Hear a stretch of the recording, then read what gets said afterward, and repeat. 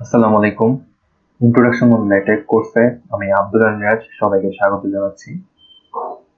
Under graduate লাইফে আমরা যারা রিসার্চ ওয়ার্কের সাথে যুক্ত হই, আমাদের রিসার্চ ওয়ার্ককে আমরা জানি ডকুমেন্টেড করার জন্য জার্নাল পেপার কিংবা কনফারেন্স পেপার লিখতে হয়।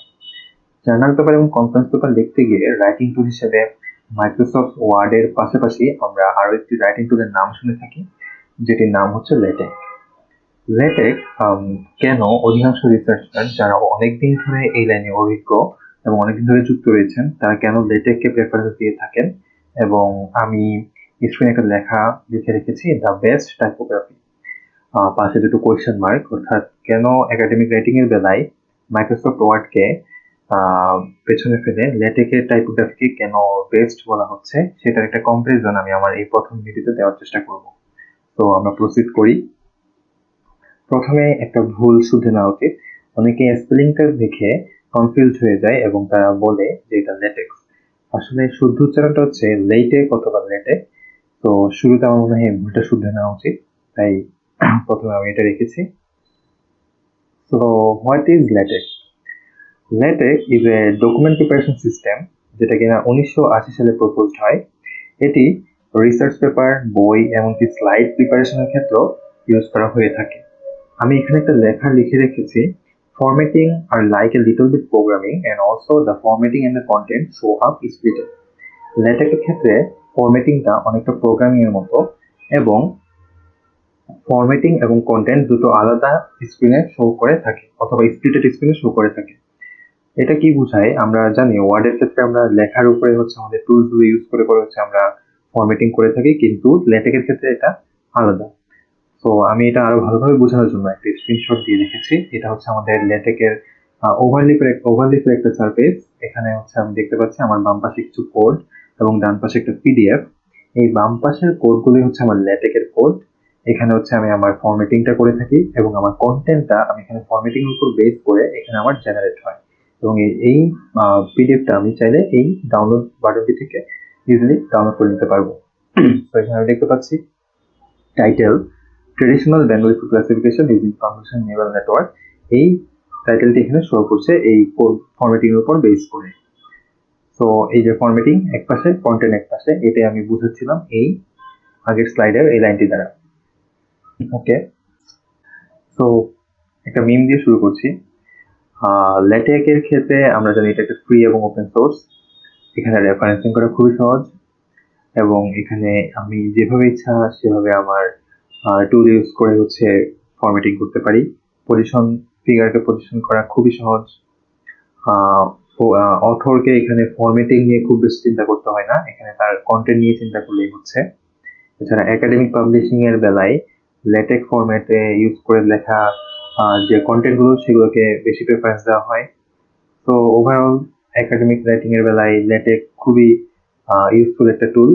তবে একটা জিনিস মাথায় রাখতে হবে, লেটেককে আমি এই কোর্সে কোনোভাবেই মাইক্রোসফট ওয়ার্ডের রাইভাল হিসেবে প্রেজেন্ট করছি না, কারণ আমাদের মাইক্রোসফট ওয়ার্ডও দৈনন্দিন জীবনে একটা প্রয়োজনীয় টুল, এবং স্মল ডকুমেন্ট হ্যান্ডলিং এর ব্যাপারে আমার মনে হয় লেটেকের চাইতে মাইক্রোসফট ওয়ার্ড বেটার, কিন্তু একাডেমিক রাইটিং এর বেলায় লেটেক খুবই কার্যকরী একটা টুল।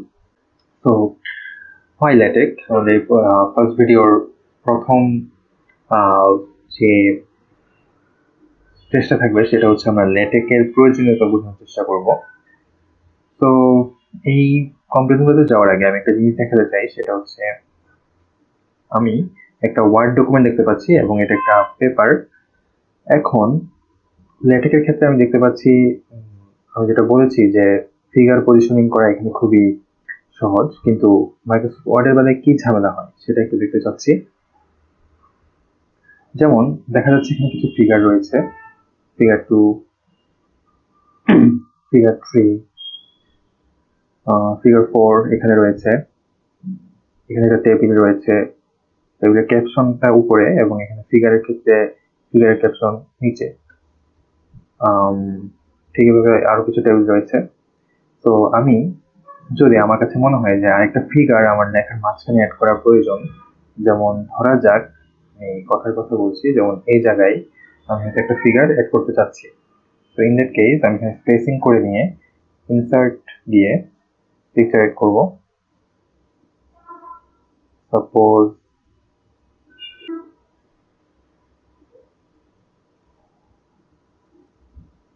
সাপোজ আমি এই ছবিটি এখানে অ্যাড করব।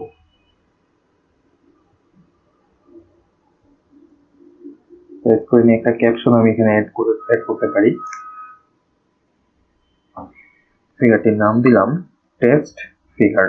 ওকে, এখন এটা অ্যাড করার পর আমি একটু যদি আমার ডকুমেন্টের পরিবর্তন কি কি হয়েছে সেটা দেখতে যাই। এই ফিগারটা এখানে সরে এসেছে এবং এখানে একটা আনওয়ান্টেড স্পেস ক্রিয়েট হয়েছে, যেটা কিন্তু দেখতে খুব একটা সুন্দর লাগছে না। এখানে ফিগার 5 এটা সরে এসেছে এবং এই যে এখানে দেখা যাচ্ছে একটা ঝামেলা হয়ে গেছে, রাইট? এই টেবিলটা আমরা যদি ভিডিওটা একটু ব্যাকওয়ার্ড দিয়ে দেখি, এই টেবিলের ক্ষেত্রে ক্যাপশনটা ছিল এখানে এবং এখন যেটা হয়ে গিয়েছে টেবিলের ক্যাপশনটা এখানে চলে এসেছে, যেটা কিনা এখন আমাকে ফিক্স করতে গেলে আবার কেটে এখানে নিয়ে আসতে হবে, লেখাগুলোকে অনেক টানা হেঁচড়া করতে হবে। ছাড়া হ্যাঁ, যেমন এই টেবিলটা এখানে চলে আসছে, কোনো কি চেঞ্জ হয়েছে কিনা? হ্যাঁ, এই যে এই টেবিলটা স্প্লিটেড হয়ে গেছে, যেটা কিনা দেখতে ভালো লাগছে না। সো ওভারঅল এটা একটা ছোট উদাহরণ, যেমন এখানে একটা আনওয়ান্টেড স্পেস ক্রিয়েট হয়ে গিয়েছে। তো আমাদের এখানে যেটা হয়, একটা ফিগার যদি আমি মাঝখানে অ্যাড করতে চাই বা পজিশন করতে চাই, আমার পুরো ডকুমেন্টেই একটা হযবরল অবস্থা ক্রিয়েট হয়ে যায়। তো এই জিনিসটাই আসলে ওয়ার্ডের একটা বড় ব্যাকড্রপ। তো ল্যাটেক্সের ক্ষেত্রে যেটা হয় যে এই প্রবলেমটা খুব একটা ফেস করতে হয় না। আমরা আমাদের কোডে আমাদের মতো করে ফিগার বসিয়ে দিব, ল্যাটেক্স সেটাকে সাজিয়ে নেবে। তো এটা একটা উদাহরণ দিলাম। এখন আমি কয়েকটা কম্পারিজন দেখাবো। এখানে একটি পেপারকে ওয়ার্ড এবং ল্যাটেক্স দুটো ইউজ করে দেখা হয়েছে এবং আমি দেখতে পাচ্ছি যে উপরে যেটা সেটা ওয়ার্ডে এবং নিচে যেটা সেটা ল্যাটেক্স ইউজ করে দেখা। স্পেসিং এবং কনডেনসেশনের দিক থেকে যদি আমি কম্পারিজন করি, ভালো করে তাকাই, তাহলে দেখা যাবে ওভারঅল স্পেসিং এবং কনডেনসেশনের দিক থেকে ল্যাটেক্স খুবই বেটার একটা রিপ্রেজেন্টেশন দিচ্ছে এবং ভালো মতো দেখে দেখা যাবে যে এই যে অথরের নামগুলো যেভাবে রিপ্রেজেন্টেড হয়েছে এটা দেখতে খুবই ভালো লাগছে, কিন্তু ওয়ার্ডের ক্ষেত্রে খুবই ঘিচিবিচি লাগছে। সো এটা স্বীকার করতে হবে যে LaTeX paper often look better than papers written using Microsoft Word. So এটা একটা কম্পারিজন।